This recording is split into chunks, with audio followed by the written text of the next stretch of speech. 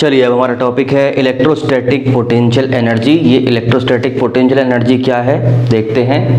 जैसा कि आप देख रहे हैं यहाँ पर एनर्जी मीन्स कोई भी एनर्जी हम कैलकुलेट करते हैं, हमेशा याद रखिए, पहले भी कई बार बताया है, amount of work done. Energy का जैसे ही एनर्जी आपके पास आए कैलकुलेट करने के लिए कोई भी एनर्जी, आपको याद रखना है अमाउंट ऑफ वर्क डन हमें फाइंड करना है। उस वर्क डन को फाइंड करने के तरीके अलग अलग हो सकते हैं, लेकिन फाइंड आपको वर्क डन ही करना है, चाहे कितने भी हायर स्टडीज़ में आप चले जाएं। ओके, तो यहाँ पर जो अमाउंट ऑफ वर्क डन है वो है potential energy of a system of charges, दो चार्ज होंगे, is equal to amount of work done to bring charges from infinity and assemble them in that region. कहने का मतलब ये है कि इन्फिनिटी पे कहीं कोई चार्ज रखे थे, फिर वहाँ से उठाकर लाकर हमने अपने दो नोन पॉइंट्स में ये चार्ज रखे। एक चार्ज है Q1, दूसरा चार्ज है Q2, इनके बीच में गैप है R। पहले Q1 को लाके रख लिया, फिर उसके बाद Q2 को लाके रख लिया, या किसी को भी पहले बाद में कर सकते हैं, लाके इनको इन्फिनिटी से कहीं से उठा के रखा है, जो पॉइंट हमारे अप्रोच में नहीं है वहाँ से।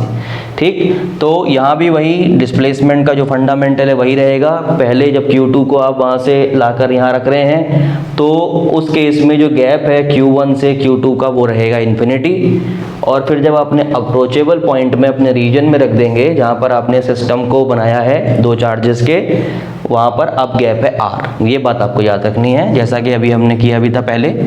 ये A पॉइंट है, ये B पॉइंट है। तो बस आप कुछ नहीं करना, वर्क डन कैलकुलेट कर लीजिए। ये वर्क डन अभी आपने V is equal to W/Q0 में potential due two point charge जब हमने निकाला था, वहाँ पर आपने इस वर्क डन को जैसे जैसे कैलकुलेट किया है सेम वैसे ही करना है।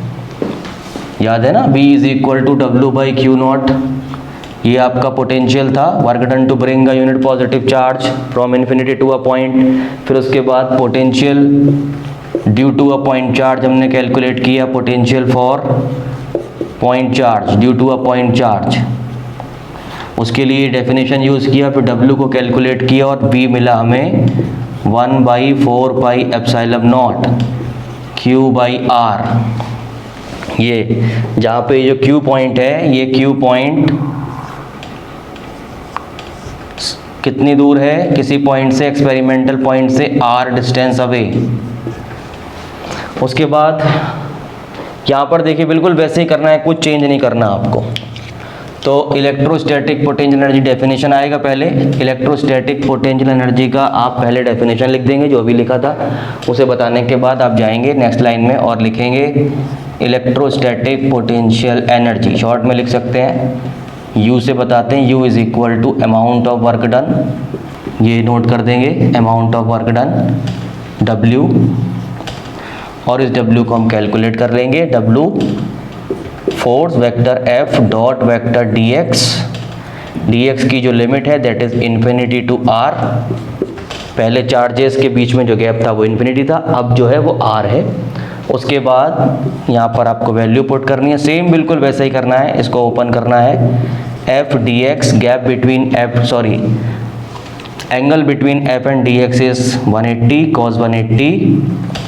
ठीक है, बिल्कुल वैसा ही है, अगेंस्ट जैसे Q1 यहाँ आ जाएगा, उसके बाद बिल्कुल पुराने जैसा ही है ये। We are doing the work done against the force applicable from Q1 to Q2 to bring the Q2 in the region of Q1।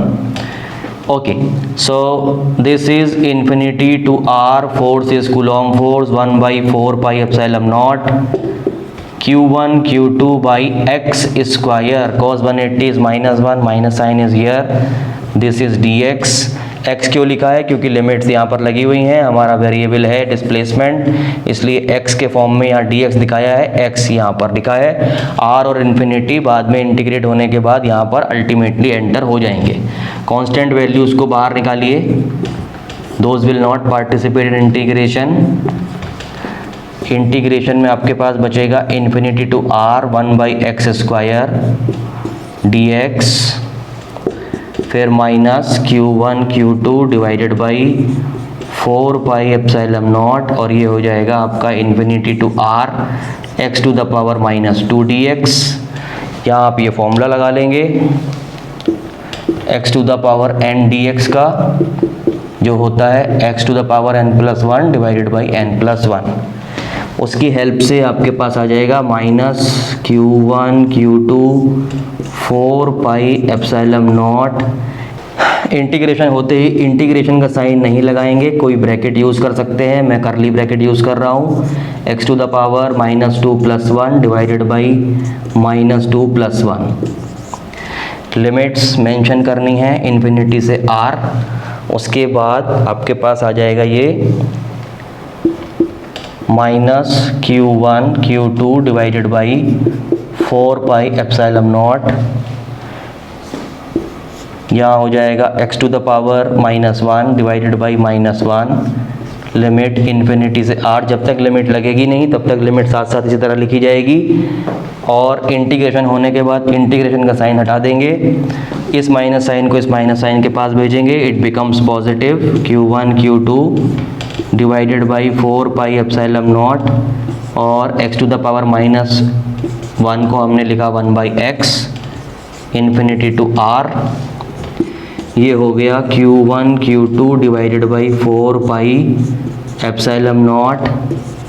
Limit लगाएंगे, पहले upper limit minus lower limit 1/∞। 1/∞ का मतलब है 0, ये 0 हो जाएगा। इस तरह नहीं लिखेंगे, नेक्स्ट स्टेप में 0 करके इसे हटा देंगे, तो आपका जो रिजल्ट है वो बन जाएगा ब्रैकेट में 1/r बचेगा, 1/r - 0 1/r। तो ये हो जाएगा q1 q2 divided by 4 pi epsilon not into 1/r।